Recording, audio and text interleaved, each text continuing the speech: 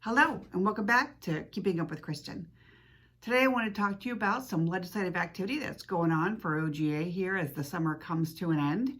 The first one, hopefully you read it in yesterday's weekly checkout, was the signing of House Bill 606.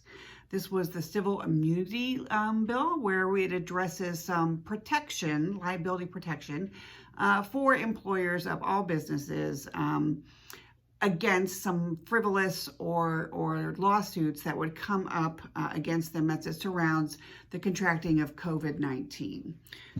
Again, it was signed this week. You can read all about it in yesterday's weekly checkout for details, but this is a good thing for our industry, really for all industries, as it provides at least some level of protection against, the potential of lawsuits surrounding COVID.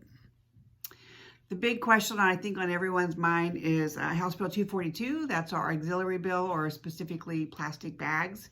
We were very optimistic that this would come to fruition here before the end of the summer. I'm not so sure that's going to happen now. They're due to come back next week. We're just not sure if it'll get done. It might get kicked over into the lame duck here at the end of the year. I know this puts some of us in a difficult situation as you're wondering, do we order bags or do we not? Do we comply, with our local ordinance if you're under one? And I just don't have a good answer for you yet. If we're very hopeful that this will happen by the end of the year. And if it does, there's a 90-day wait period, and then it goes into effect for a 12-month moratorium, and then all of the local laws become, null and void. So, as soon as we find out what's happening, and as soon as we know, when and if this bill will pass, we'll be sure to get that information out to you. But in the meantime, please know we are working on it. We are pushing for a quick resolution of this bill.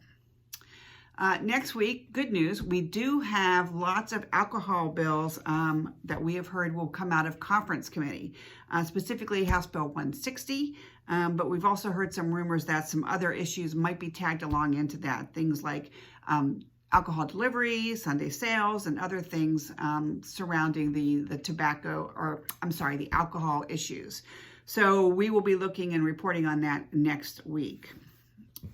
Lastly, I know I've been getting some questions about salad bars, and is the governor going to do something about opening up salad bars in our stores?